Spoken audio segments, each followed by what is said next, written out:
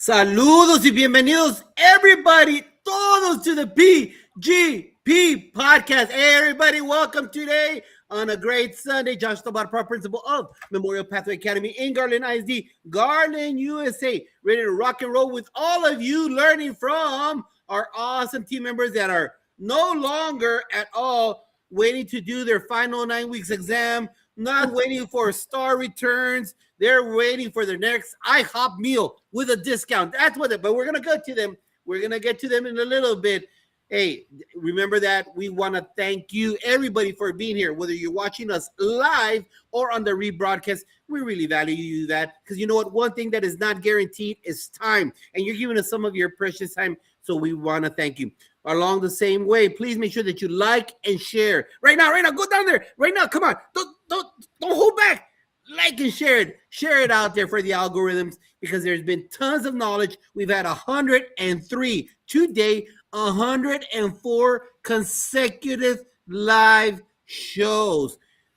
Woo! Let me tell you, and it's hundreds upon hundreds of guests and just being here, dropping the knowledge. So please like and share the show. Remember that the PGP podcast is part of the Fantastic Four family. Every Saturday you could see our first 3 shows, 10 o'clock Eastern time, Facebook time, the data guru, Sean Hurt.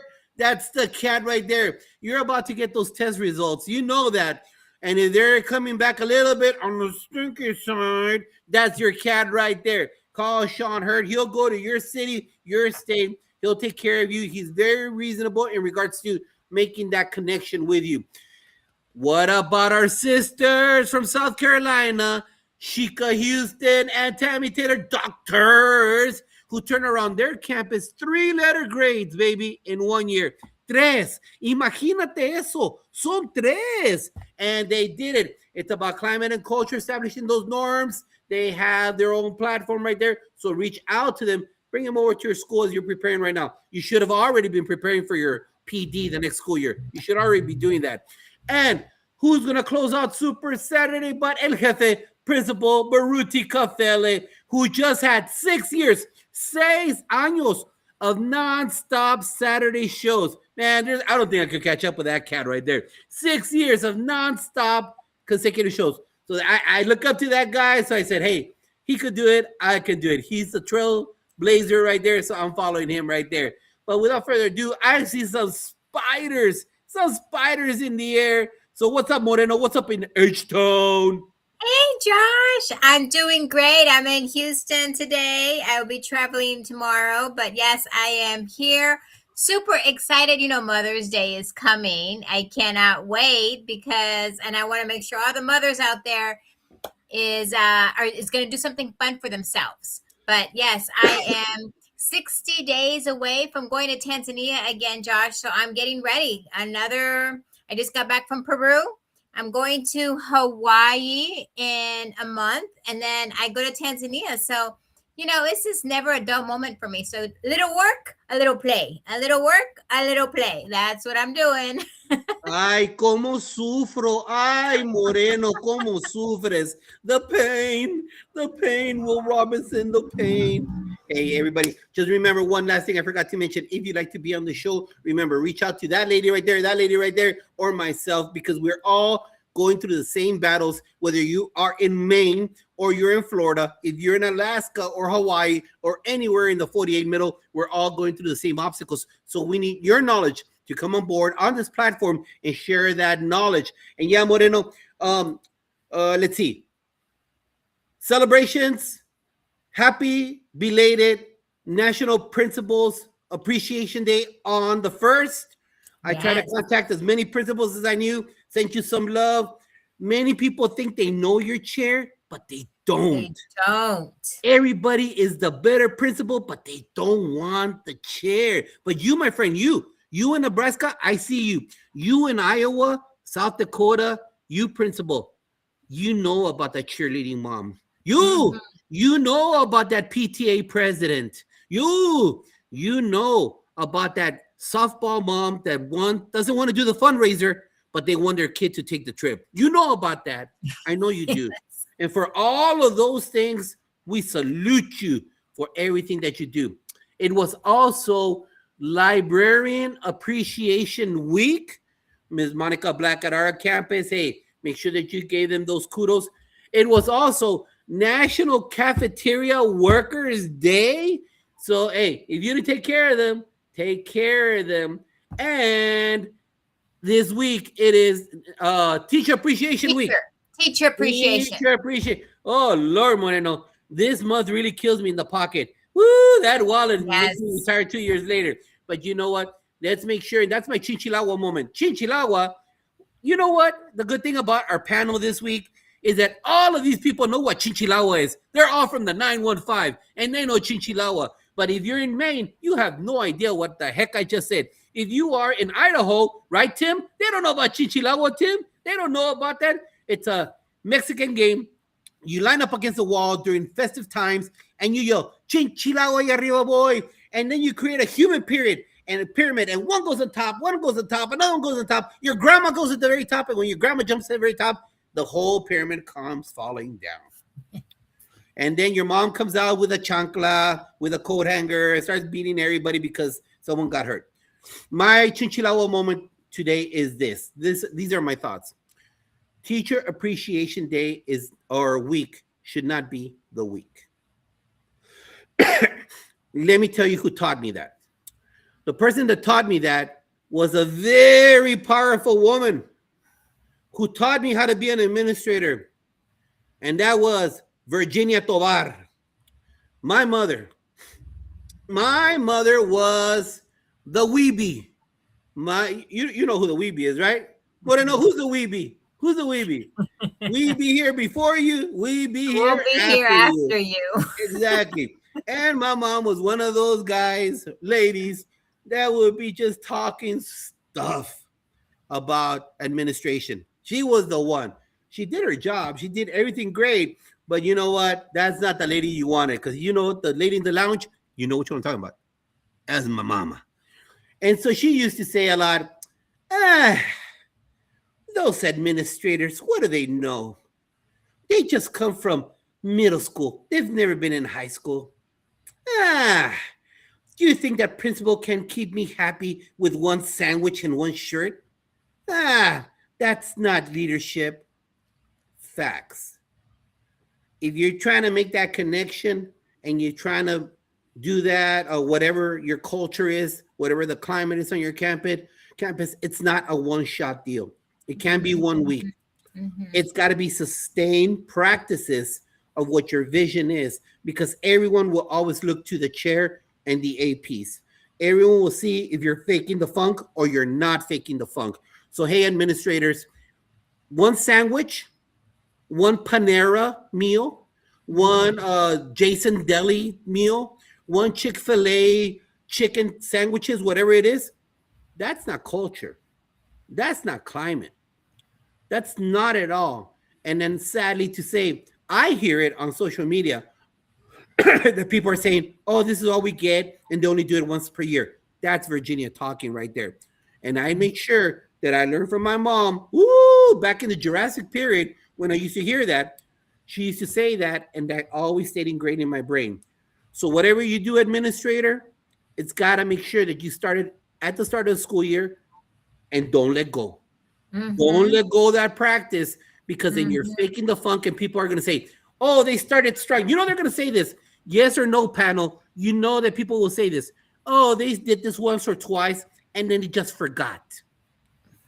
All that does was a great idea once or twice, but all that does is destroy your credibility. Because in the end, they're going to use that positive thing against you, and really, you didn't mean it. Why didn't you mean it? Because you stopped doing the practice. Mm-hmm. What's your thought, Moreno? You know, Josh, you're absolutely right as far as it can't just be the 1 week. So, you know what, as a principal, as a former principal, I can tell you, we forget. We're so busy sometimes. But you know what? I always tell my secretary was always my pulse. She would always take care of the pulse, and she would say, Dr. Moreno, we need to do something nice for the faculty today, or we got to do something this week, or we haven't done anything this month. And so if you have it ingrained in your culture, you know, we had Sundays and we passed out Sundays, or you do a phenomenal job by doing popcorn and you're always celebrating. the magic happens in the classroom, and our teachers work extremely hard. So we have to not only just celebrate them. This week should be like going all out, like going all out. But everything else throughout the year, it should be something continuously. So it could be a shirt, it could be a like I said, a Sunday. We used to do Sunday fun days or something.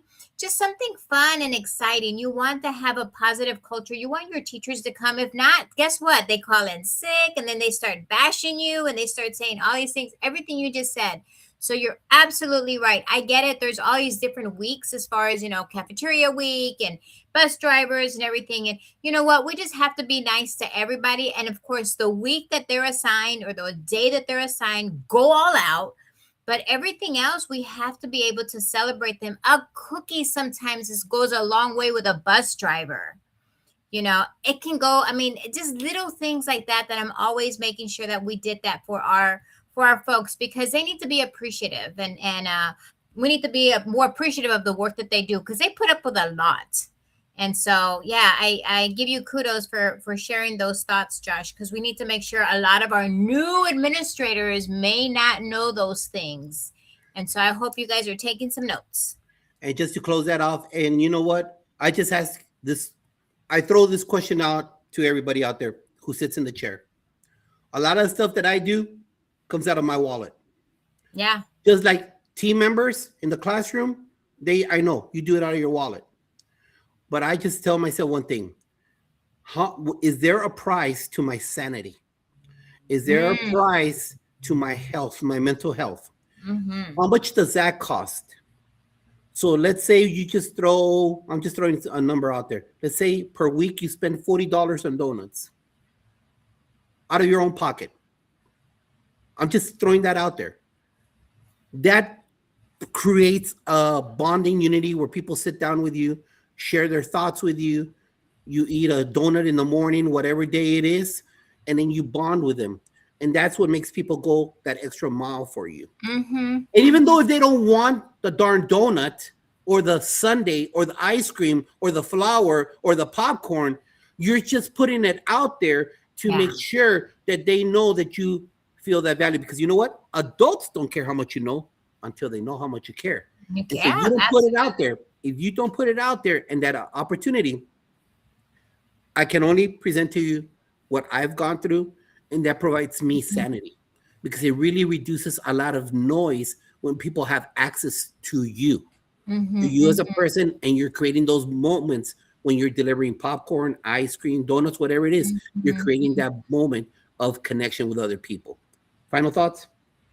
I totally agree. And, I'm no longer a principal, Josh, but let me tell you, when I do consulting work, and I've been at a school for a couple of times now, my continuous learners that are getting training, guess what? I bring them donuts, or I bring their staff donuts, a big old tray of donuts. It's not going to cost me but maybe, $50 or something, right? And again, it comes out of my pocket, but you know what? At the end of the day, I want them to be happy. So they look forward to seeing you, and they look forward to saying, you know what knowledge you're going to bring us today. And they're just excited. It's just something about breaking bread and doing something nice to someone, Facts. And now we're going to bring our panel. And if you want to see more of this awesome knowledge coming up, episode 63, I just retired. What's next? This is our second show, and bringing in these awesome, beautiful people who are giving up some of their time on the show. We're a little bit delayed right now. We're almost there. I don't know what's going on, Moreno, but I'm extremely slow on this end over here right now. We're almost got it. Alrighty. And we're Rosario. ¿Dónde estás, Rosario? Ándale, Rosario. It says that I'm in the backstage that you need I got you, Rosario. Oh, Lord, I love Rosario. Hold on, we're over there. Espérate, Rosario, no me descarrilla. Welcome, panel, to the PGP podcast. Thank you very much for being here and giving me some of your knowledge, a lot of your knowledge. Without further ado, Moreno Stick. I'm excited to hear all of the wonderful things you guys are going to talk to us about, because I know there's a lot of folks out there that are maybe thinking about retirement, and they have no clue what. There's one right there. So, I'm not there yet, but you know what? I would love to kind of pick your brains because we want to be able to be prepared. What do we have to go through and what are we going to learn?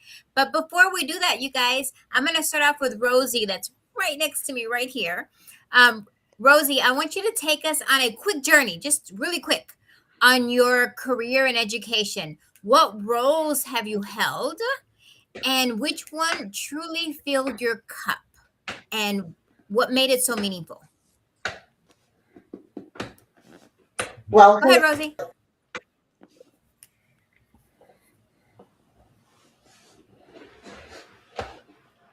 So tell us a little bit about your journey. What did you do when you were an educator?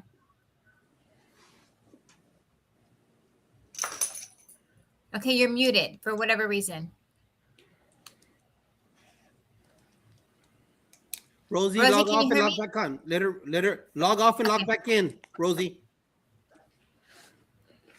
Okay, let's go to Tim. Tim, let's talk to me a little bit about your journey through education and the roles you've served and which one did you like the most?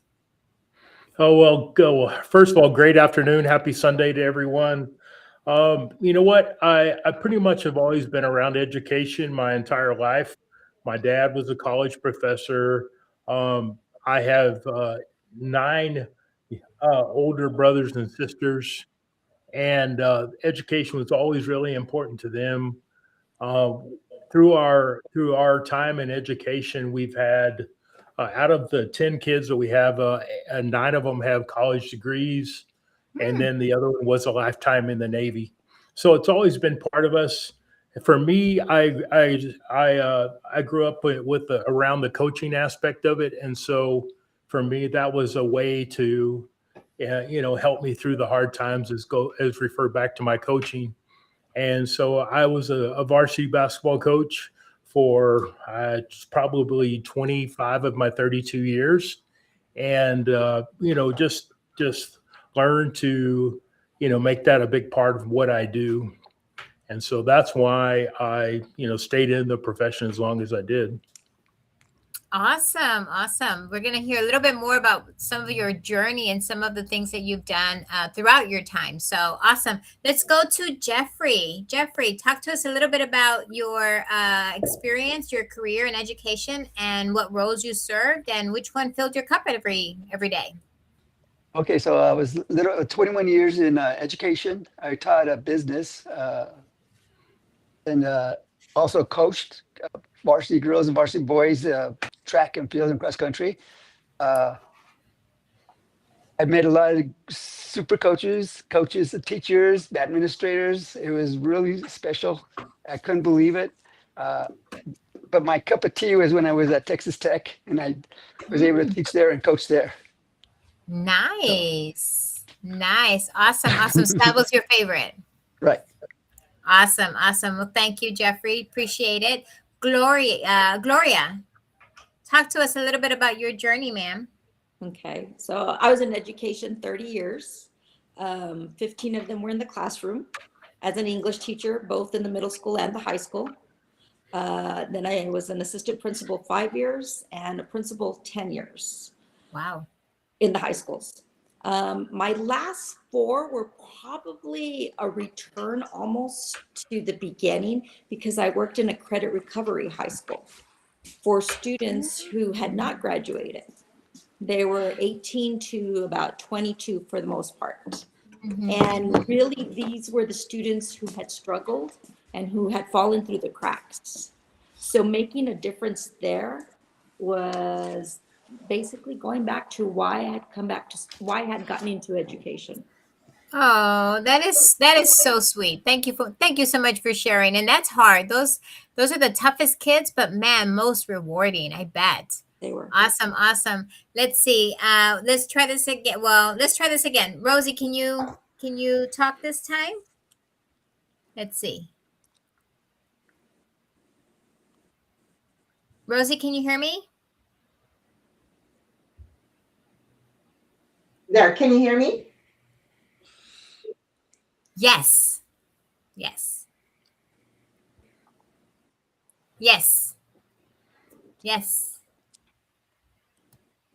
You So everyone, I am Rosie. I was in education for 29 years. I held different positions. I was a classroom teacher.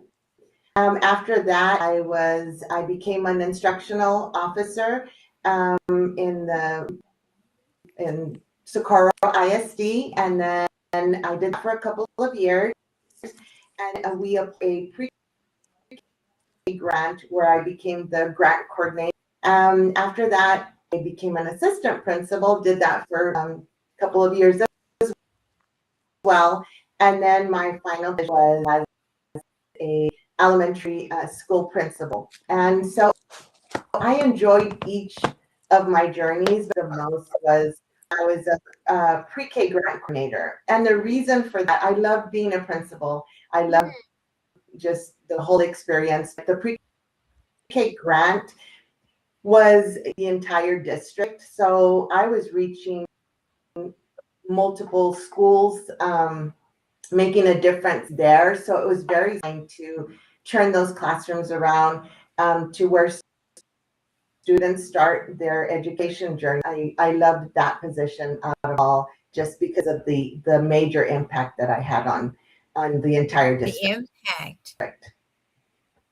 Awesome. Awesome. Thank you so much. We're going to learn a little bit about some of those stories of yours. So give us a second and we're going to come back to you. We're going to close it out with Rosario. Rosario, talk to us a little bit about your journey, ma'am, your roles that you've held in education, and which one was most rewarding and why?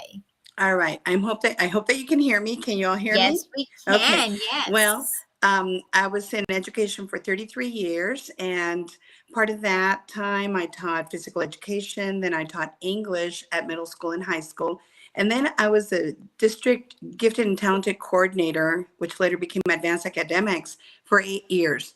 And when I finished my career, I always knew that I wanted to go back to the classroom. So I went back to the classroom, back to high school, and my last 3 years were at high school, and I loved every moment of it. Mm-hmm. Awesome. Awesome. Yeah. High school is always rewarding. You see them graduate and into the world. Yes. But Josh, just look at how many years. I lost count at 100 because there's just so much knowledge here of all of our former educators. So super excited to have this awesome panel today, Josh. Exactly. Oh man, these people are very special in my heart right now, just to let you know. But before we get into the next question, big shout out to Constance Sherrard from Mississippi. Thank you for being here. Our cheerleader, our coach, Dot McKeever Jeter. Thank you for being here. Jolene Loving, thank you for being here. My former hijo from Ranchland Hills and Bel Air High School, Felipe Loza, El Paso. Thank you for being here. El Jefe, Principal Cafele. He's waiting for round 2 of the NBA playoffs. I hear his Knicks are doing good. Kenyel Sessions from Oklahoma. Dr. Edwin Garcia from New Jersey. Thank you for being here. Frank Cortez, I see you, brother. I just saw your post right now. And Da Costa Ajito from Africa. Thank you for being here today. This is an international show, baby. Let me tell you. All right, so we're going to get started right now with Tim. Tim, I'm going to start off with a powerful Hiroshima question, Mr. History teacher. Finish this sentence, all right? Hey, educator, make sure you blank. It will prepare you for retirement. Make sure you blank. It will prepare you for retirement. I would say make sure you contact your retirement system ahead of time and prepare and select what plan is going to be best for you going forward. And then also the other thing is make sure you have your insurance and everything ready to go. So when that day comes, you click on that paper, you sign your name, and you're done. And then you don't have to worry about the financial or the health side of it. So important. Thank you, Tim. Rosario, hey, educator, make sure you blank. It will prepare you for retirement. Make sure that you open a new TRS account, because your school district account will no longer work. So you need to have a personal account that you will use. And everything that Mr. McNally said, right on that. But also talk to your financial people in the district. I know that I did. And the last 4 or 5 years, I decided to put a little bit more money into my 403B because I knew that it was going to pay off in the long run. Even though I was going to be a little bit shorter on my regular monthly payments, my checks, putting that little more money aside was going to make a huge difference in the long run. Thank you, Rosario. Appreciate it. My sister from South Carolina, Dr. Shika Houston in the house. Hola. Gloria, talk to us. I would say start living within that budget. You're going to lose about 30% of your income and things, unless you've made, other arrangements or things like that. But you're going to lose some of your income about a year before. Start living within that. That way you can see where you stand. Of course, with everything else everybody else said, but that's a big one. Love it. The great thought right there. Hey, Dad, Tim, you see who's in the house? Little girls in the house supporting you. Awesome. Jeff, finish the sentence. Hey, educator, make sure you blank. It will prepare Make sure you follow all the advice that everybody said. Plus, make sure you pay off as much debt as you can from a financial perspective. The debt, if you can get away from the debt, you'll be very good position. Good advice. Yes. Awesome. Thank you very much. Dr. Melissa Jones Chunu from Oklahoma. Thank you for being here. Rosie, I know it's freezing up a little bit. Let's go.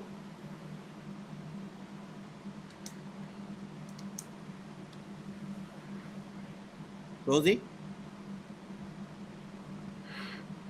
He's still freezing. Can you hear me? Okay, here's a question, Rosie. Hey, educator, make sure you blank. It will prepare you for retirement.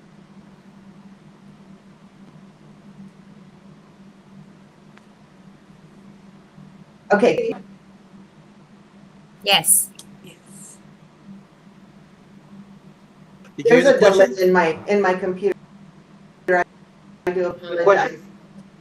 So I think that everyone said something that is for you to be mentally prepared to set that umbilical cord of everything that you are so used to doing, because your life goes from it starts early, it ends late, and then all of a sudden it's a big switch, and you just have to be mentally prepared.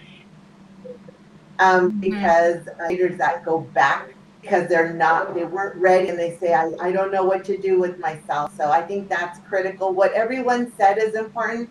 There has to be some preparation, some mental preparation built in that as well.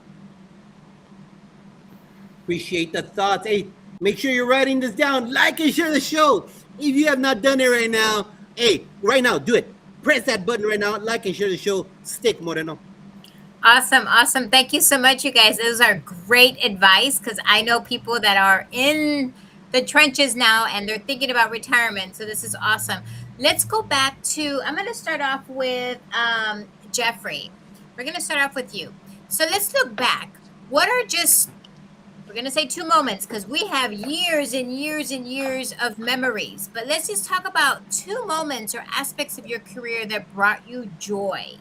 Because what you did back then, there's maybe somebody out there that can pick up on some of those knowledge, some of that nuggets that you're gonna give us. So just think about 2 different short nuggets that you can tell us about some of the things that happened to you when you were in school. Okay, so since I was a coach, I was able to get all my athletes, and we wouldn't have the money to travel or anything, but I've got coaches to help us travel and give them experiences they couldn't get at home.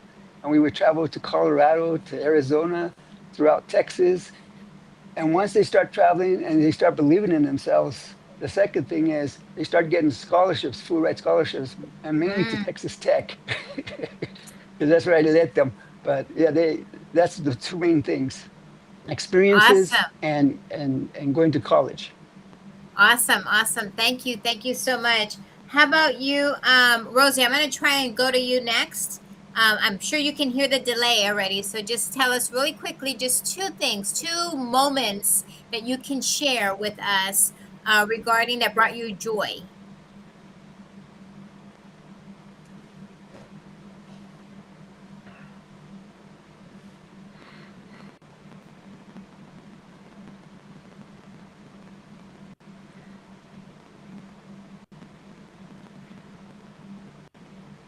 Okay, well, you All fix right. your mic. So I think two moments. One, There, I can hear you.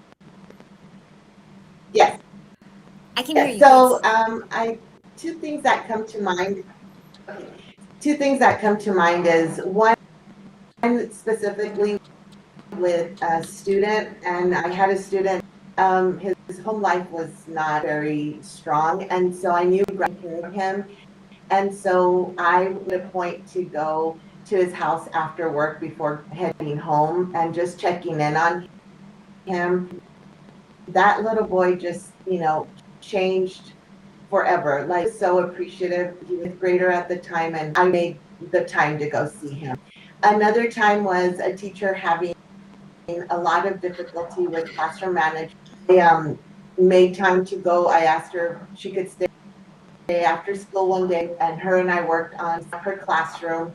And I told her, try it out. If it works, great. If not, tell me what's not working for you, and then we can, make some changes. And I think that too, I felt like that just very strong relationship with and her peers, because they saw that I was willing to go in there and help, and not just give a T-test feedback or walkthrough.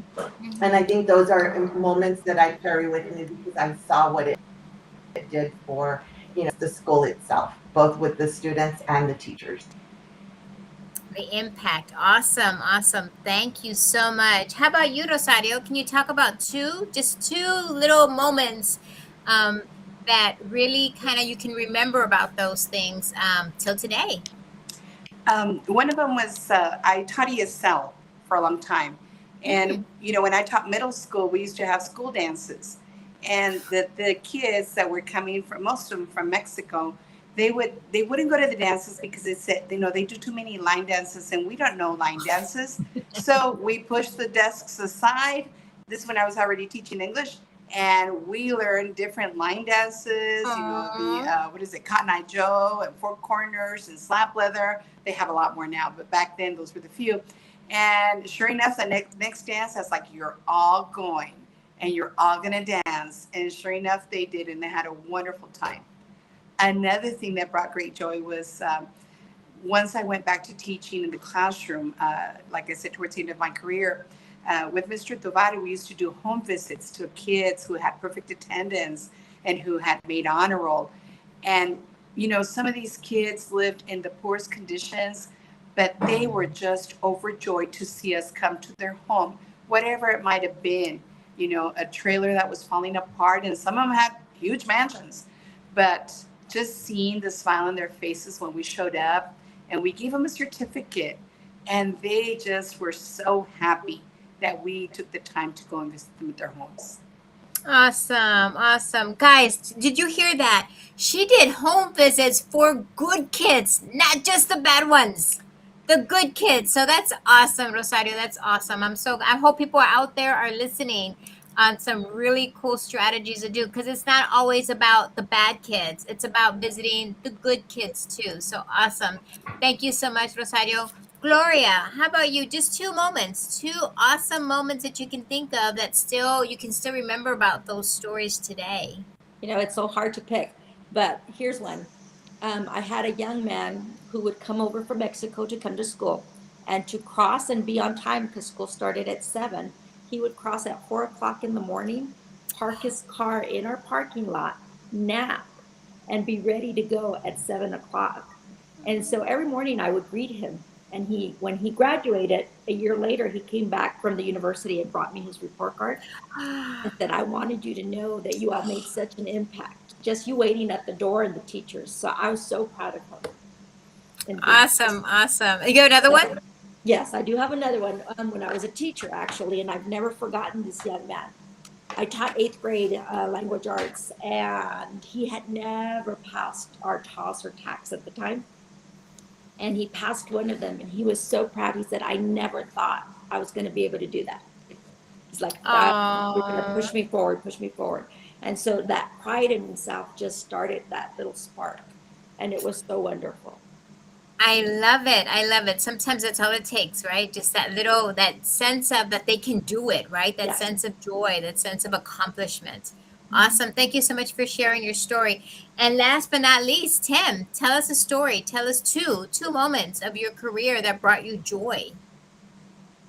I think one that had a big impact throughout our whole school was when Josh was our principal, and he came in one day and he had a bunch of greeting cards, and he started passing those out to everybody, and he said, "Okay, I want everybody to start writing letters," and we wrote letters, probably, I don't know, twice or 6 weeks or something, and they were letters to our students about something that they may have done good, and these were kids that could, had no business probably having any good things written about them, but they still, deserve to be recognized. And I think that was so important and so meaningful for a student to get a letter of something good going on at home, rather than always something bad. And I think that was, to this day, one of the biggest impacts I thought that we had as far as reaching out to our community and touching and trying to put our face with a kid and vice versa. I thought that was really big. And your second one? I think the other one was just seeing kids accomplish something that they never thought they could accomplish. And when Josh was there, our basketball program rose from not winning very many games at all to finally getting into the playoffs, and then we did it 2 years in a row. And the first year, I walked into the locker room after we had finally got into the playoffs, and our guys didn't know what to do. They had never seen that kind of success before. We walked in, and I'm going bananas, and I'm jumping all over the floor. I'm dancing, and they were finally like, okay, yeah, I guess we accomplished something great, but the second year they didn't have any trouble at all. We got right in with it right away. So those are two really big ones for us. They taste success. They felt it. That's awesome. Thank you so much. I'm sure it was wonderful going through memory lane, because you know what? Those are the joy that we can think of what we did. You can turn back, look back, and say, you know what? I did that. So awesome. Josh, this is amazing. It is. Shika, no bullying. I just stand by my ground. That's it, Shika. Hey, Tim, this month, right there, man. These are about to get mailed out, brother. This month. That's great. I'm glad Once you you keep start on something, doing it. I don't let go, man. That was so successful, man. I don't know how many students came back and said, "Hey, I got a letter from you, and it wasn't bad. It was something good." I go, "Well, you're good. We're all good. We all deserve some recognition." So that was truly a good thing to see for us. All right, so now let's go to the other side of the coin. And now that you're out of the classroom, you could speak freely all you want. Rosario, voy a comenzar contigo. What two things frustrated you about your career? What two things frustrated me? Yeah. Being told what to do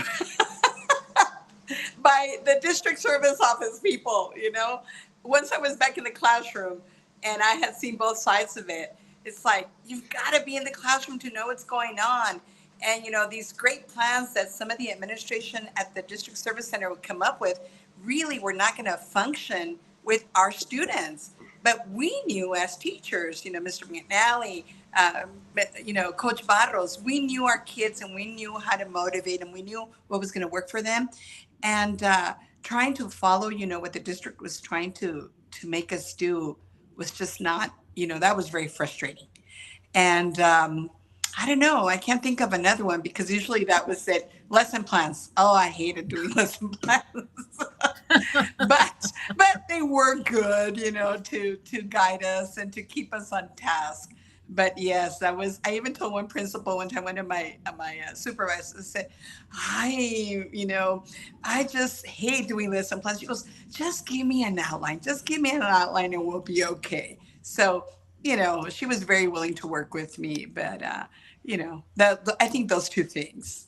Thank you, Rosario, for sharing. Thank you. Tim, two things that frustrated you, challenged you.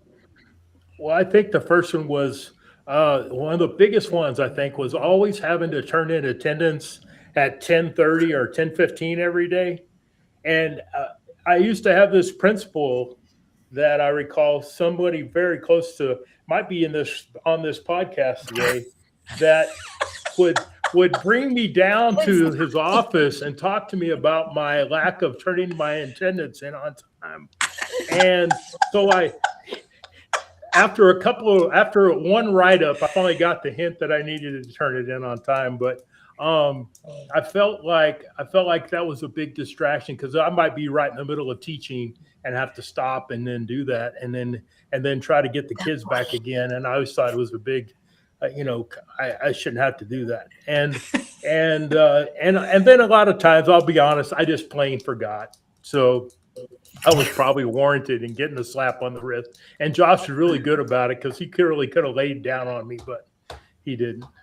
The second thing is, I think as a coach, sometimes we were restricted on what the district had in mind for us as far as athletics was concerned. And I felt like we could have done so much more. Like, for instance, there was a time, and I don't know if this was before Josh or after Josh, but we wanted to get a basketball tournament together. And we wanted to kind of go into a partnership with Fort Bliss, which is the military, the Army base there in El Paso, and also with the Native American tribe down there, the Tiguas.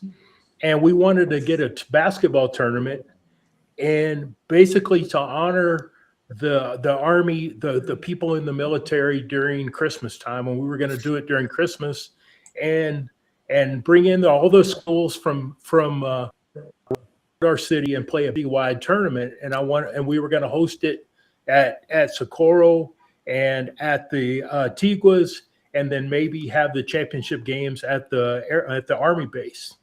And I don't know if it was just, well, that was too much for our district to think about, or they just didn't want to help me with financially. But we never could get that off the ground. And that was one of the things I really thought that our school would have been known for had been able to do that successfully. That would have been a great thing, not only for our school and our community, but for our city as well. Thank you, Tim. Thank you very much. Jeff, you're next. Rosie, I'm coming after you. I know that delay, all right? So after Jeff answers, I'm going to ask you, Rosie. Jeff, 2 things that challenged you, frustrated you. I had a problem with the students coming in hungry all the time. So what I did is I would go to track meets or cross country meets and buy excessive amounts of food. And I would take it to my classroom, and whoever wanted food, they had food. I wish I could give more to more students, but that's all I could afford, was to get students in my classroom extra food. And I'm talking about fruit and Pop-Tarts and stuff that was easy, that you didn't have to heat up or anything. That was one of my frustrations. And I guess the other frustration I usually got was I was a business teacher and I wanted to teach business literacy. And they kept telling me I had to teach to the test. I had to teach for the test. And I go, well, when are they going to learn about budgeting and credit cards and the stuff they took the class for? And that was a frustration. Thank you, Jeff. Rosie.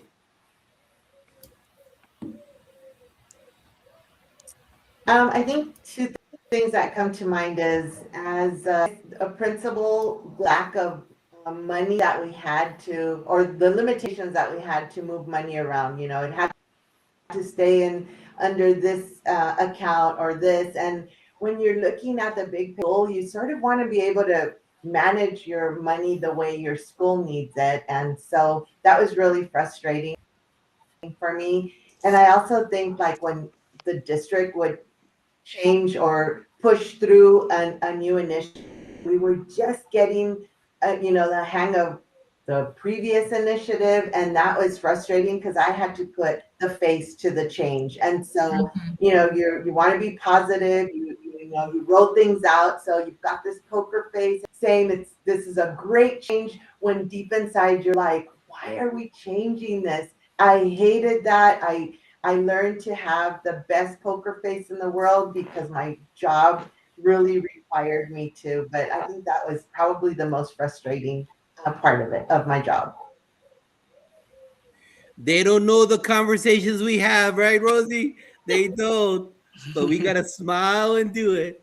They don't know. They don't know what's coming down. We just go, oh, okay, we're gonna do it. Gloria. I just want to say all of those things. But just to say a couple of different things. I think the tardiness bothered me as a teacher and as an administrator, that you have all of these kids walking in late and parents don't seem to mind. It's like they're bringing these kids in late, and every day. It's not just a one-time thing. And so I feel bad for the teachers. It's like they're trying to get class started. You have all of these interruptions. So I was a little irritated. That was one of my pet peeves with the kids. But a big thing also was the money. And I'm going to say for our district, they would give us a budget and then they would say you have 90% of it. And it's like, well, that's not my budget then. You know, I can only spend 90%. And so to have that limitation added to, you can only spend it here, you can only spend it there, was sometimes very aggravating. I think one of the big things is our district used to be very site-based, and that, which really let the principals have a lot of leeway in what they needed to do. And the buck stopped with you, which I'm all for. You know what I'm saying? But that's kind of gone away. And I think that's gone away everywhere, where it's being managed by the districts. And that's a lot harder on the principal. So true. So I agree, Gloria, everything everyone said right there. And you know what, Moreno? There is this coach that one time, while I was eating, had a very awkward conversation with me. And I looked at him. I say, may you never, ever come into my office again and talk to me that way, because this is very awkward. And I will not hold your hand ever again. So don't bother me and have this conversation. Said person just covered his face, and we're going to leave it at that. Fully. We're going to leave it at that. And yes, McNally, we're still okay. Moreno.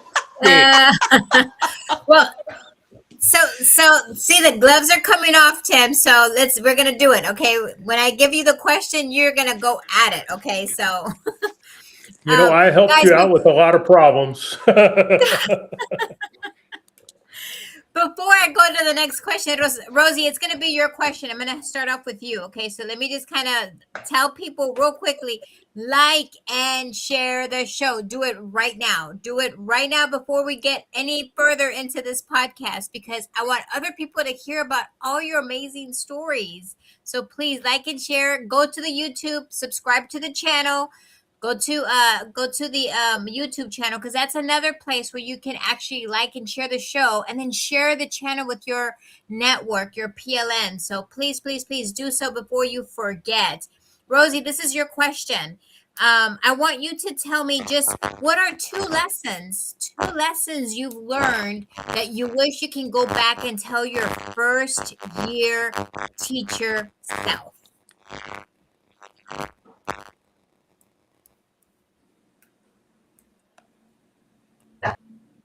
Comes to my mind is be open for different grade levels. I was an early childhood teacher. That's all I taught was early childhood.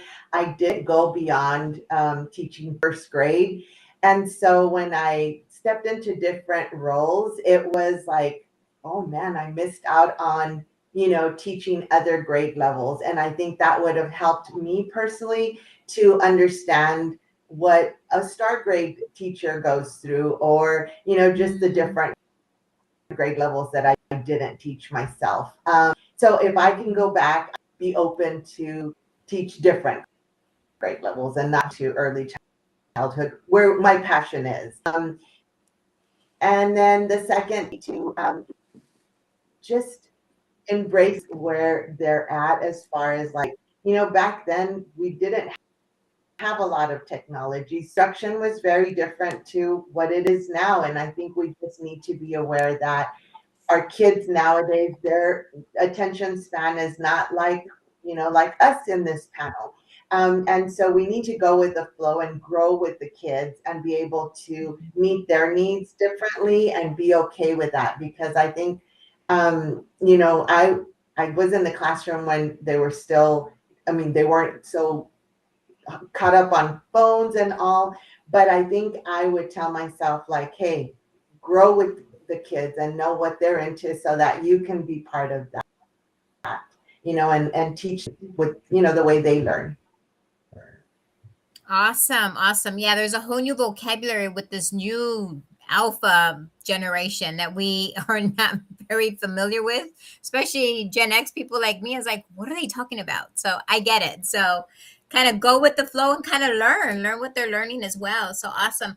Gloria, how about you? What are two lessons you've learned that you wish you can go back to tell your first year self? I would say give yourself some grace. We put so much pressure and we're learning so much ourselves as we're trying to teach students that it's very stressful. And I'm sure that they're feeling it. And that's why we have such a turnaround with early teachers. They don't give themselves that grace. Awesome. And the second thing is just stay focused on the kids. They'll give you everything that you need. I swear they could have one little success and 2 months of misery. We're like, that's it. That's what it's all about. So just hang on to those kids and they'll feed you.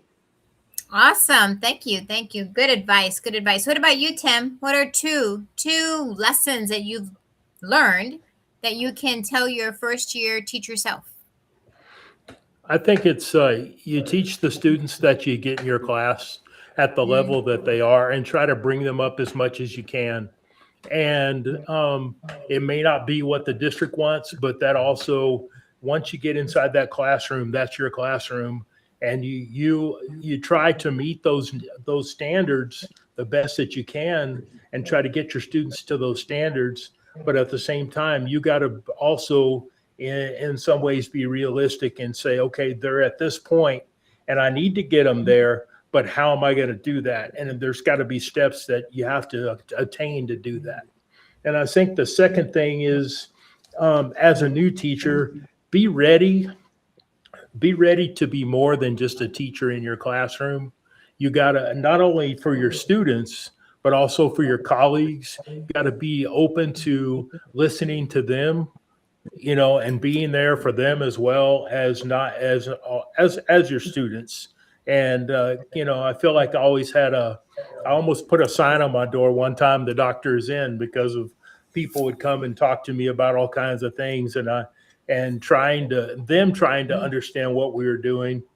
And because they thought I was buddies with Josh or whatever, and that it would get back to him. So they would come and talk to me, Josh, about this, and I would say, sure, no problem. And then I wouldn't talk to him about it, but I tried to be as I guess open to anybody that came in and had problems and try to find results, or even just to listen, A good listener. Yes, absolutely. Awesome. How about you, Jeffrey? Okay, so I would tell myself, hey, don't be so tight about everything. Everything is going to change. Be ready to change at all times. My favorite principal was Mr. Tovar, but I didn't have him in long enough. I know he paid you $20 to say that. Well, I had a maybe 10 principals over the 20 years, right? And so it's like there's always going to be change. They always came in with something different and something to do different, and I was too worried about being specific and doing the same thing, and then I had to change, and I go, wait a minute, go with the change, go with the flow. Don't be so be adjustable like that. Yeah. And what's your second? The second one is stay in touch with your principals, stay in touch with your administrators. You never know when you're going to need them or they're going to need you. Well, good reference letter. Right. Awesome. Thank you so much for sharing. And last but not least, Rosario, tell us a little bit just two lessons that you've learned that you can tell your first year teacher self. The first one is find a good mentor, because you don't know much yet when you're a first year teacher. You're learning as you go. So find a good mentor. Even as an experienced teacher, when I went from middle school to high school, things were different. So I used to I was across the hall from this amazing teacher. So I would sit at the edge of the corner desk, at the door of my room so that I could watch what she was doing. And then later I would ask her, or I would ask the students, tell me about this, tell me about that. And I was learning from her. And it's amazing, when you have a good mentor, you have a good example. Don't be afraid to say that you don't know everything, because we don't know everything, and everything's always changing and learning. The second thing is be flexible, be able to adapt, because we might go in thinking, okay, this is the way the lesson's going to go, and I'm going to do this and this and this. And then when you do the first thing, it doesn't work out. And then you're like, oh no, you're frustrated. So just be ready, for anything can happen, and learn to go with the flow sometimes. Sometimes, we have our expectations at a set point, but sometimes we have to slow down just a bit to make it work. I love it. I love the strategies. I love the knowledge that you guys are dropping, because let me tell you, there's going to be folks out there that are going to take this and they say, you know what, I never thought about that. Or there's just so many things that are still applicable to the things that are happening today. Right, Josh? So true, so true. And then before we get into the next question, it's time to promote some books real quick. Superintendent Glenn Robbins, he'll be on the show, I think in 2 weeks. Calm in the Chaos. So when you got that cheerleading mom whose daughter is a base but wants to be a flyer, calm. No. She's not a flyer. She's a base. So you need the stoic knowledge to make you focus. So we all know in education right now, it's that crazy time, right? Also, I Won't Back Down from Superintendent Glenn Robbins. Again, another great book. It connects artists that were told they would never be successful, like Jimi Hendrix. Really, bro? Really? Tom Petty was told he wasn't going to be successful. But in our field, you know how people block us in education? You know, they put a dark cloud on us and mess with our professional career. He connects it right there. Great book. And it's the type of book that educators love. Very thin. Sean King, yes. All the way, Fundamental 5. Some of these people know that 100% on how to prepare educators post-COVID. Y Washa Rosario, El Tovar in 2 books. Washa Rosario, this Mexican right here. Go. Washa wrote about the flagship and wrote about MPA right there.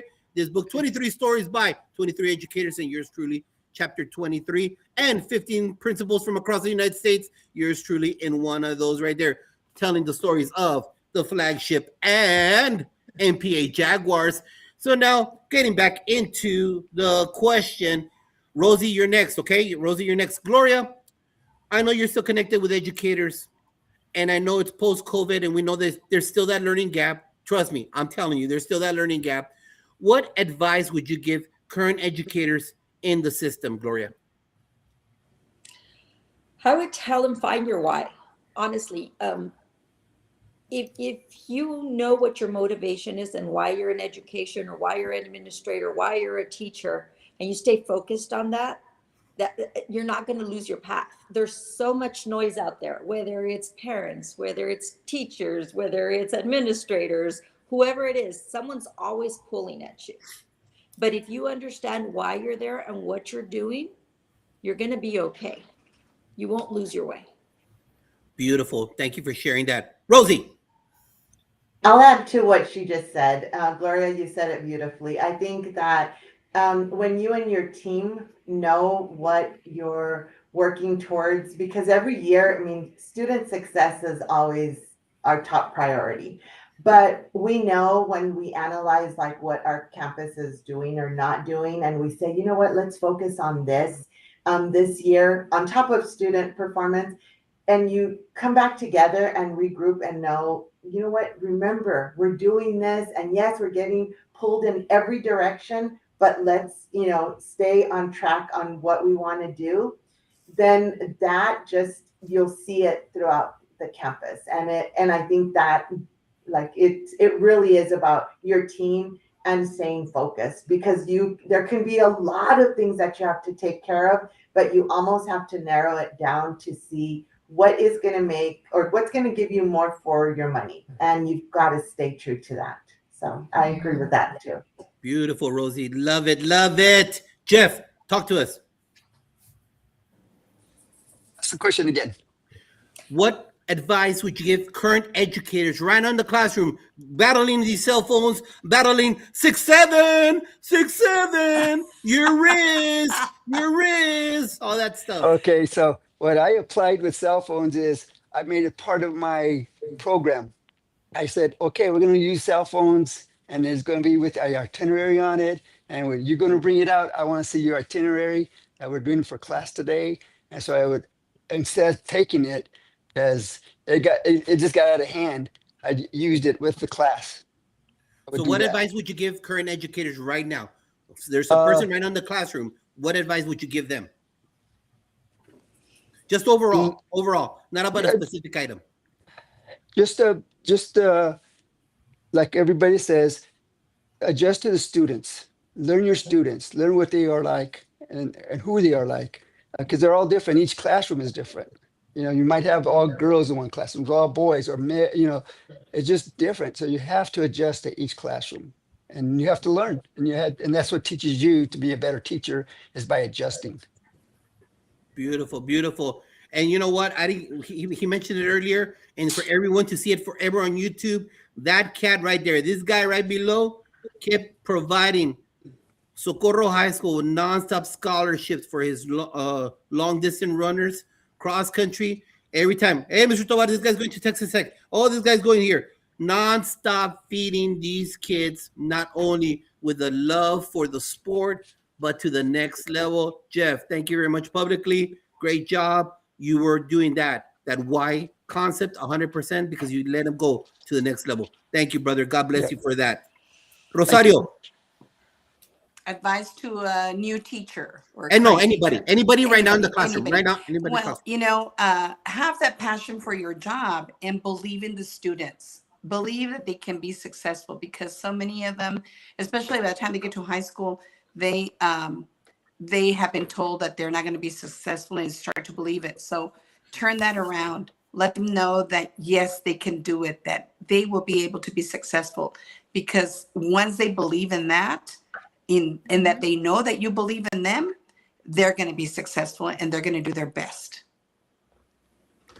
Beautiful. Thank you. Tim, close us off. Give advice to a current educator. I think one of the biggest things is not to fear your administration, but to see them as a valuable team, a part of the team. And that just like you are a valuable part of the team as a new teacher, that, you know, you're coming in and you're helping your school, you're helping your students, but don't fear those administrators. They have people telling them what to do too. And you have to understand that they're under the gun as well. And that's why you got to work together. That's the biggest thing. Thank you very much. Solid advice. All panel guests. Moreno, stick. Awesome, guys. We're almost coming to the very end, but we need to kind of talk about this it's a two-part reflection. Okay, and I'm going to start off with Rosario. So Rosario, two-part question. What emotions are you experiencing right now as you stepped away from your field? And then when did you finally realize that it was time to kind of put the hat on and saying, I'm done? Yes.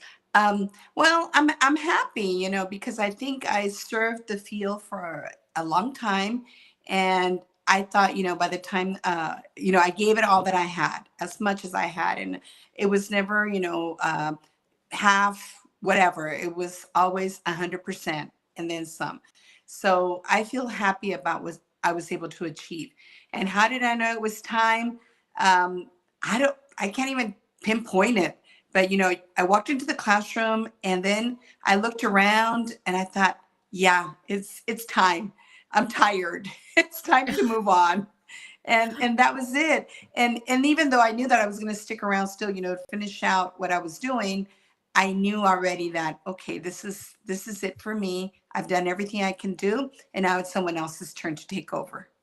Awesome. Awesome. Thank you so much for sharing. I'm going to go to Tim first and then Rosie, I'm going to go to you next. Okay. So I'm kind of giving you a heads up. So Tim, talk to us. Tell us, it's a two-part reflection. So what emotions are you experiencing right now as you stepped away from your field? And then when did you realize that, it's time for me to retire, for me to move on?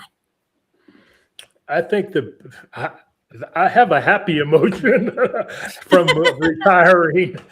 I felt like it was perfect timing for me. I think as far as the second part, as a coach, you pretty much work 7 days a week. Yeah. And even when you're on vacation, I get calls from my players, or I get a call from an assistant, or on Saturday or Sundays, having to watch game film all the time, just to stay above and try to do the extra things that maybe other schools weren't doing, to make yourselves better. And it's just that constant stress on your body, having to, always worry about your players, worry about whether they're passing their classes, what they were doing on the weekends when you weren't around them. That was a big thing. And then worrying about their families, because, we come in close contact with our players and almost become part of their families when we have them. And I think that was a really big load off my mind when I could just focus on my own family, and kind of free myself up from that. And I knew it was time for me to get out, because I just started not liking things as much as I once did, the open gyms and the doing the extra work. Absolutely. And spending so much time away. Yeah, no, absolutely. We sacrifice so much as educators. Sometimes we sacrifice our own families. So I totally get it. And as a coach, I get it. 7 days a week. I remember those days. Rosie, talk to us. Tell us a little bit about your emotions right now as you stepped away from being a principal. And, when did you know it was time to say sayonara, bye-bye? Yes, so I share the same emotions. I'm happy. I've never been happier. I mean, I enjoyed my job, but I think I just realized that I had given it my all. And the last spring break, that something occurred and I got called out, during my break, and I had to take care of something, that, and just a life change. I just thought, so when do I ever focus on my family? When do I turn off, the educator in me and just be a mom and a wife? And it just happened that one weekend I just realized, that's it, I'm done. I didn't plan 3 months in advance. It was just a weekend. That's all it took for me to just realize that I was giving more than I was receiving at that point. And I don't regret it. I don't look back and say I should have. Absolutely not. I think I made the right decision. As much as I loved, what I was doing, I knew that that time had come to just walk away. And I'm enjoying my life now. So awesome. There's a short life. There's an expiration date to all of us. And so awesome. Thank you so much for sharing. How about you, Gloria? So I started thinking about retirement about 3 years before I did it. And I turned around and my husband was at a football game with me that week, and at a basketball game, and at the prom. and we were spending time all within school. He went to so many proms and dances as my husband, and he did, as a high schooler. And I thought, God, I want to do other things with him. But we didn't have the time to do it. Yeah. But I wasn't ready. And this is a big thing. I think a lot of people retire before they're ready to retire.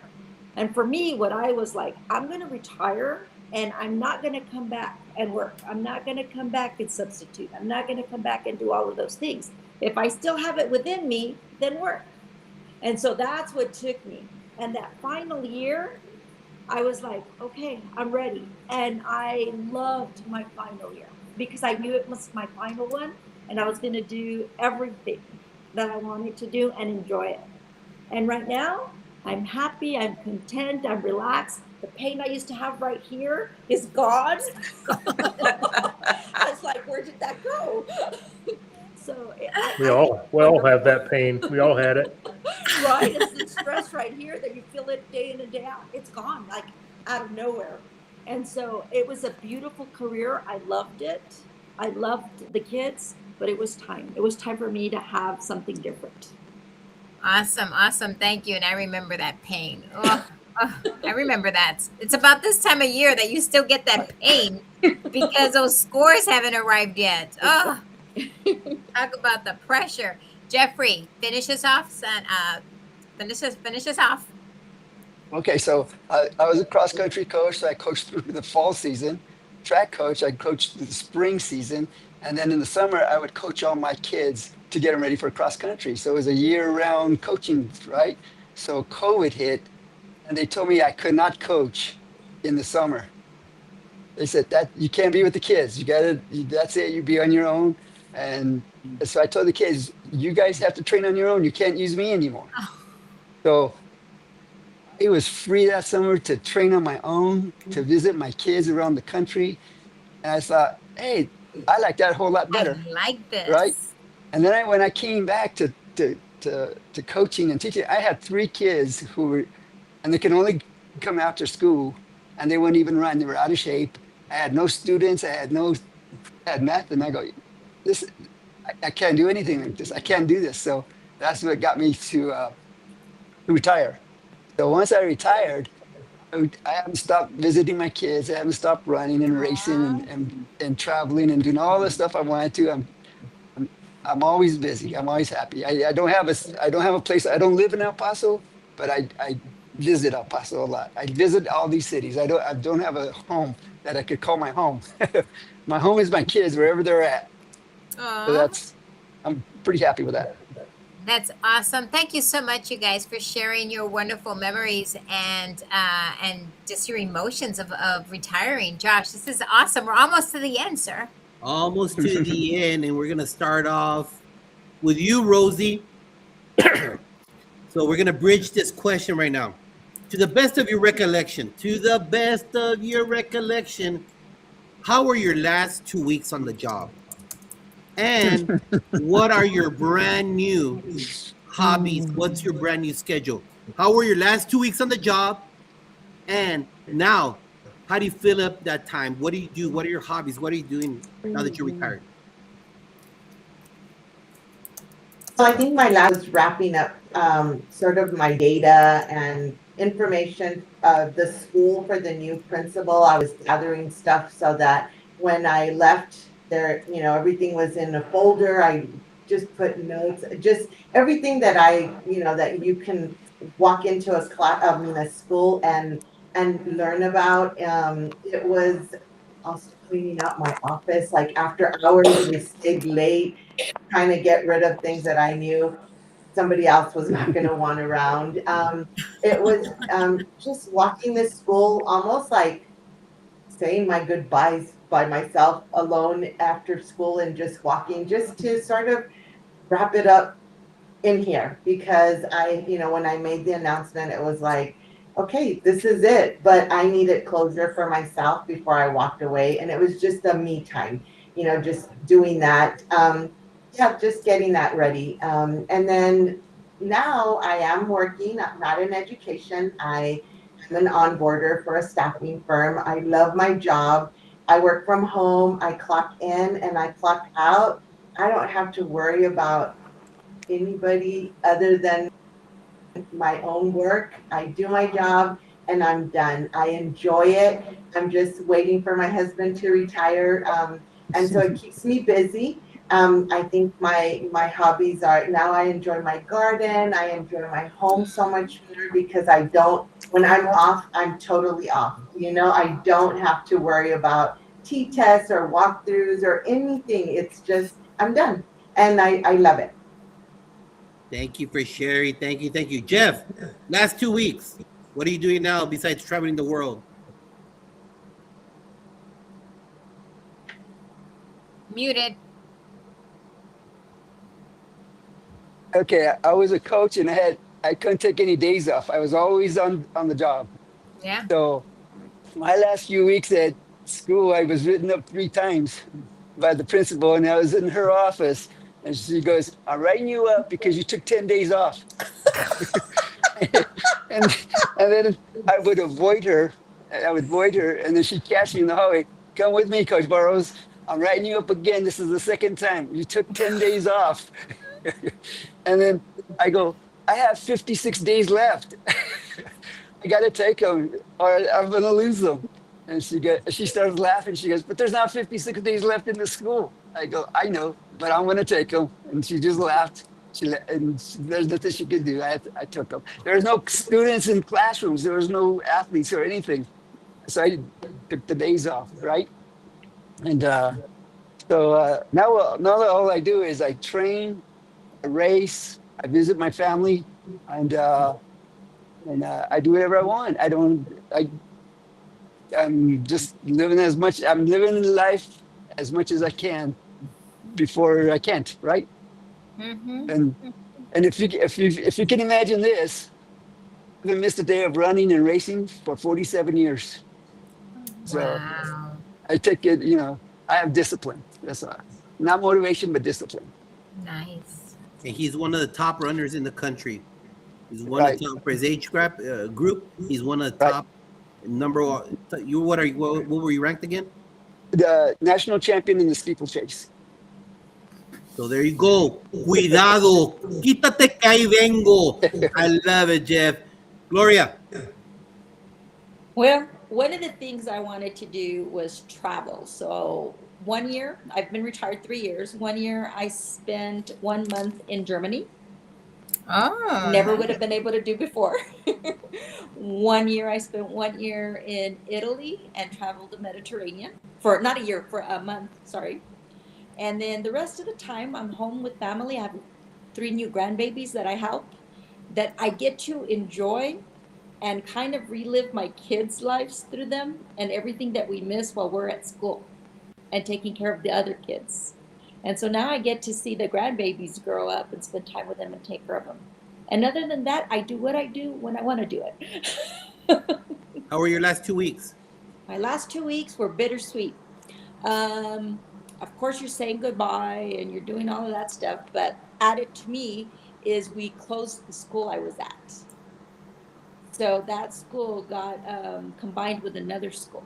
And so I had to close the building down. So it was just completely, it was not just me leaving, it was me sending everybody off also and closing and walking that building when it was all by itself. I mean, it was free of furniture and everything else, was its own little bittersweet moment. Yeah. So Wow. that was the last 2 weeks. Thank you for sharing that. That was beautiful. Tim McNally, last 2 weeks. What are you doing now? I think the last 2 weeks of my coaching and teaching career was very busy. First of all, trying to finish up because I was a classroom teacher and a coach. And so, finishing our lesson plans up for the year, finalizing our exams, working within our team to make sure we had our finals ready to go and they were online ready for the students to take them.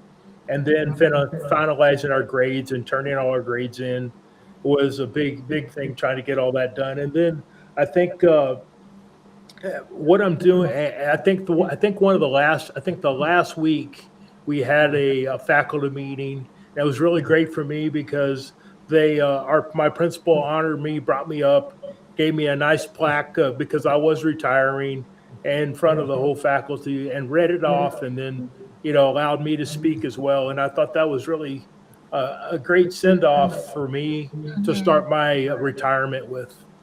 And I think now one of the biggest things, my wife and I have just recently moved to Utah, and we moved over, among other things, to help my daughter and son-in-law take care of their newborn. And so I'm a full-time grandfather now. Actually, I'm a full-time pop now, and taking care of our 3-month-old Jetson Walker, and we're loving it. One of the biggest things I think we get to do now is I've become a really avid reader, and since I've retired, I've kind of got that desire to read a lot of books and everything. I've read over 70 books since I Wow. retired, and have really loved doing that. And then the other thing is being able to share coffee in the morning with my wife and not have to run out the door and sitting there watching Tribunal Justice on TV. That's one of the fun things we get to do in the mornings now. We never got to do when we were working. Yeah. Beautiful, beautiful, beautiful. Rosario, platícanos, last 2 weeks. Crazy. Those last 2 weeks are crazy because I wanted to make sure that everything was done. All my grades were in. All the reports I had to complete were done because I didn't want to have to come back later and do any of that. I just wanted to be finished. So I saying bye to my students, saying bye to my colleagues. That was hard. But I told my students, I left at the middle of the school year in December.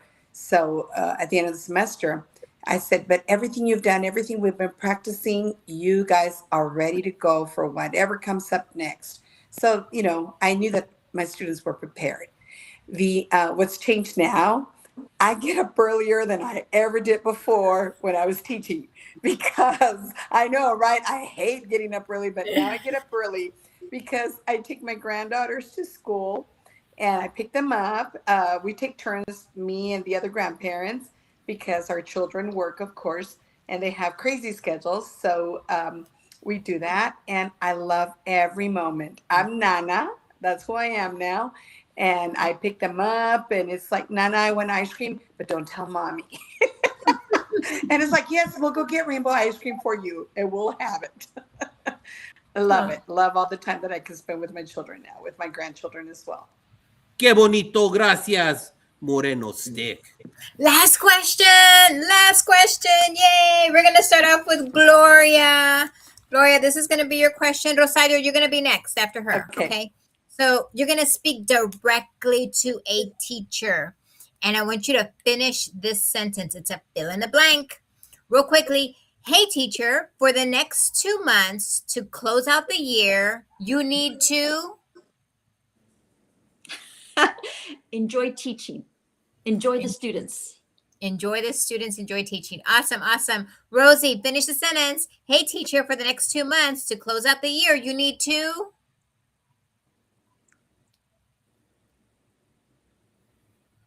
Rosie or Rosario?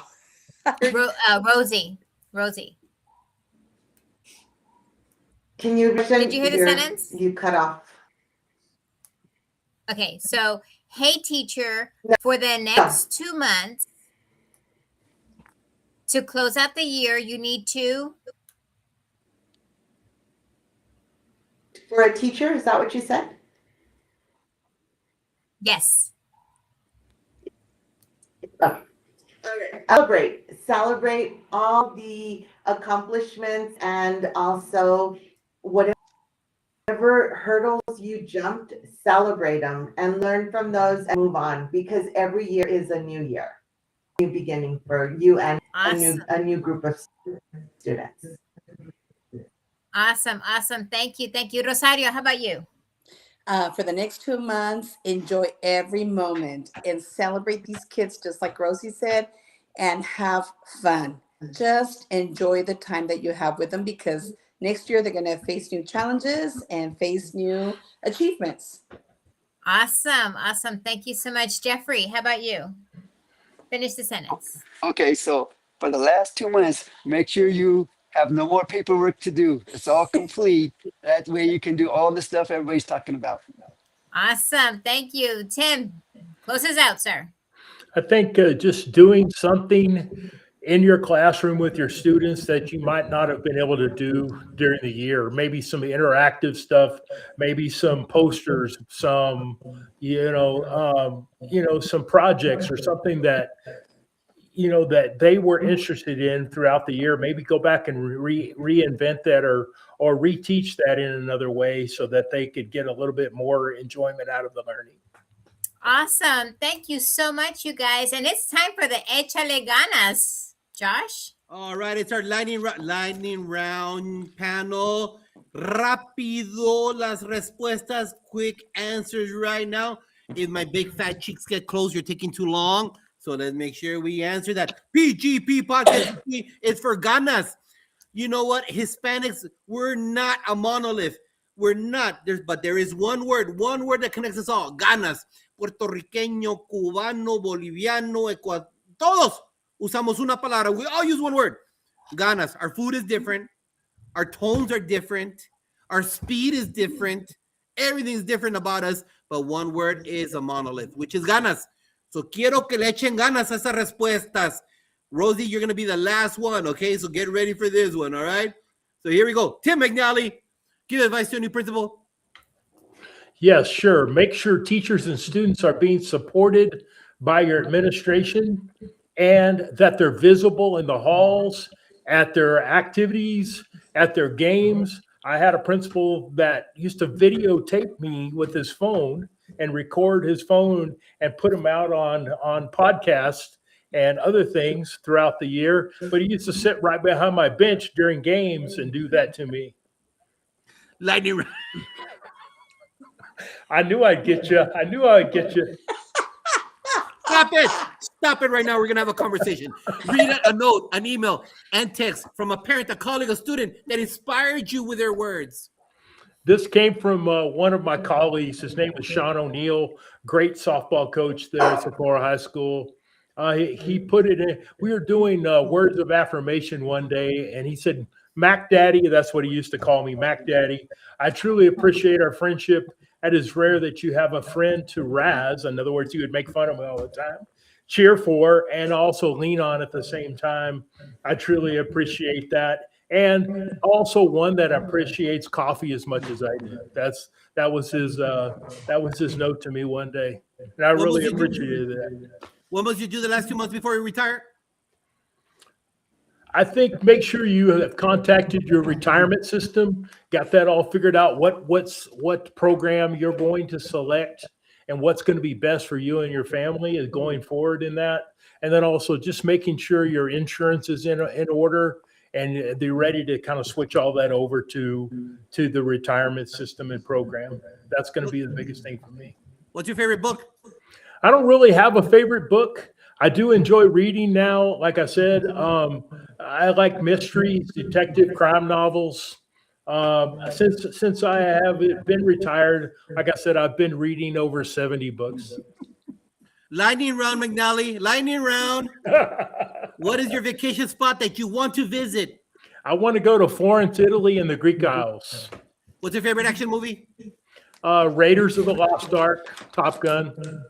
When you were young, what was the best family vacation you took with your mom and your pops? We went on a trip to see Mount Rushmore and Wall Drug over in South Dakota. Rank them: Disneyland, Universal Studios, the beach, or mountains. Which one do you prefer from 4 to 1? I think in fourth place, Universal, third place, Disney, 2 mountains, and number 1, the beaches. I'm a water person. And if people want to get a hold of Tim McNally, and if you want to get a hold of Tim McNally, you're going to dial my email address, timmcmcnally@gmail.com. All right. Here we go, Gloria. Give advice to a new principal. Stay focused. Read a note, an email, a text from a parent, a colleague, and student that inspired you with their words. I was going to have trouble on this one. Put your face up front so I can go to the next one. You know what? I had a student who called, and I was so surprised. She called on the radio, and she just talked about how I had been there, how I would listen, how she could come to my, classroom anytime.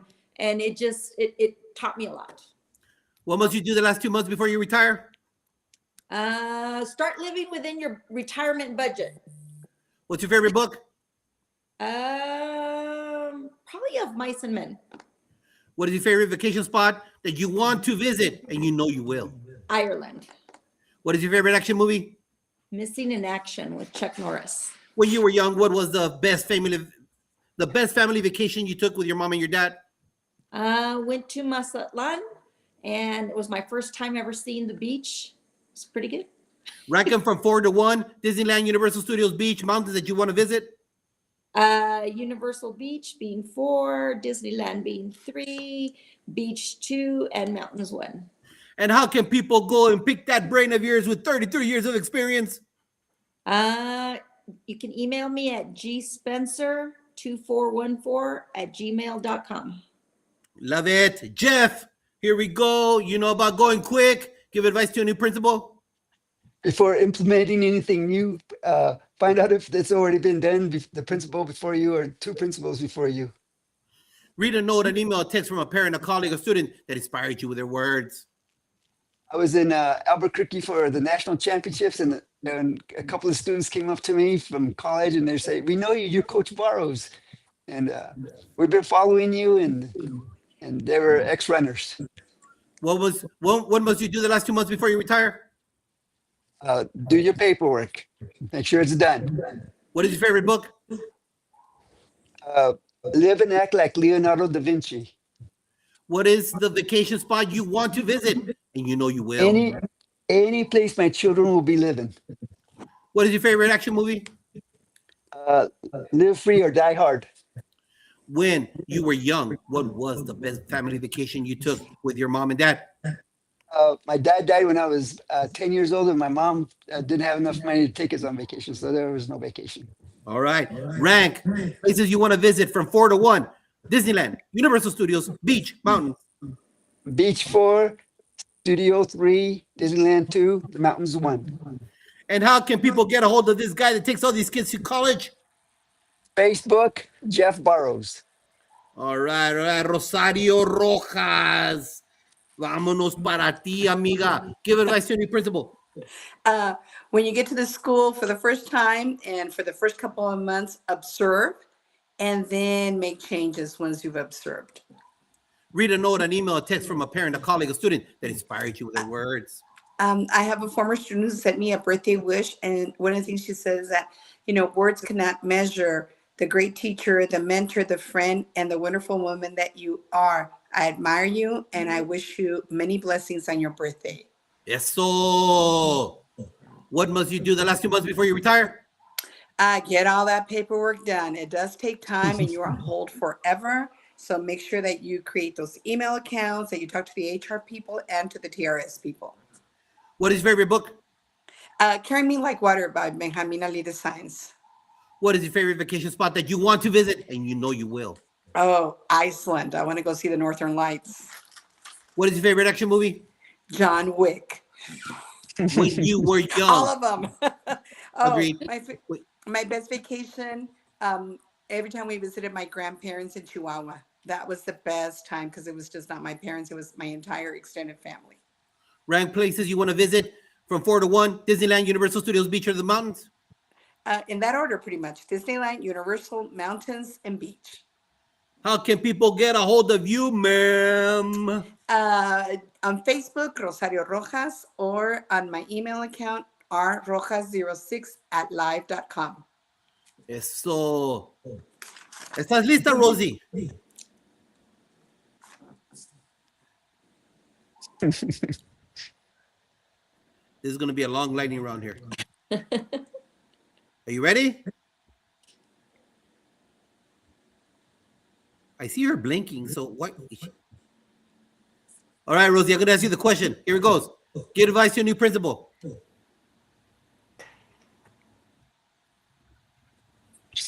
Is that for me, Josh? Give advice to a new principal. Yes. Okay. Sorry. Okay, so for a new principal, do not office. Get out there, be seen, do what you need to do, be in the classrooms. Being in the office is only going to keep you there with all the paperwork. So yeah, be out there and be visible. Read a note, an email, a text from a parent, a colleague, or student that inspired you with their words.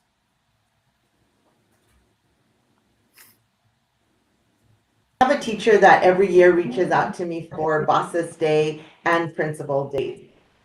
When I was in my first school as a principal. And this one really, happy Bosses Day, boss. I really you're still my favorite principal. And she took them in heart every year, twice a year. And this last one was just.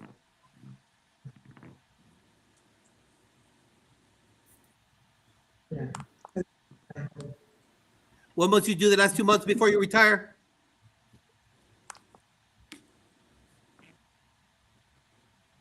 All right, Rose.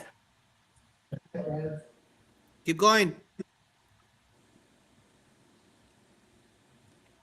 The last 2 months before you retire? No, you froze. But favorite. Good. What must you do the last 2 months before you retire?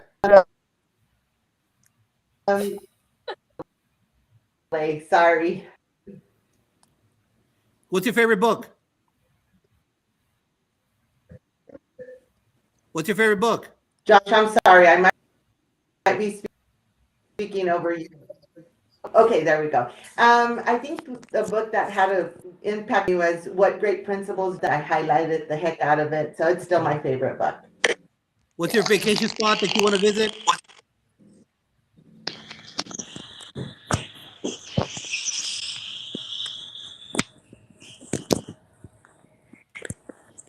What vacation spot do you want to visit?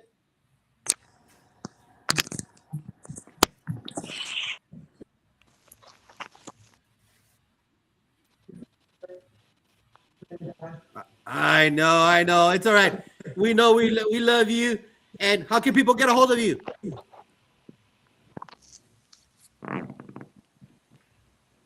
Your contact information. I'm working on it. I'm working hard here.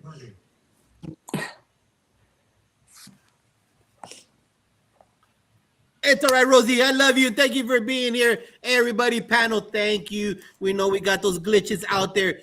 Tons of knowledge right here. Hey, Dr. Rachel Edowick, president of the Maryland Principals Association, in the house. Yay. Thank you, Dr. And she's going to be on live today. I think so. You are, right, Rachel? Well, best of luck today on your Facebook Live, on your LinkedIn. But ultimately, that's what it's all about. It's about connecting. I connected with someone from Maryland, from South Carolina, from someone from New Jersey. All of this is about making sure that you're the best version of yourself, because you know what? Iron sharpens iron, and we need to learn from each other. There is a big learning gap, and the only way we're going to learn is from each other. You know what? We know that education is broke. We have no more money. Back in the Stone Age, we could take 5 people to a conference in Maryland, to New York, to Las Vegas. It's gone. Those days are over. But now you've got podcasts, Edutopia, Education Week, and you've got all of this free knowledge.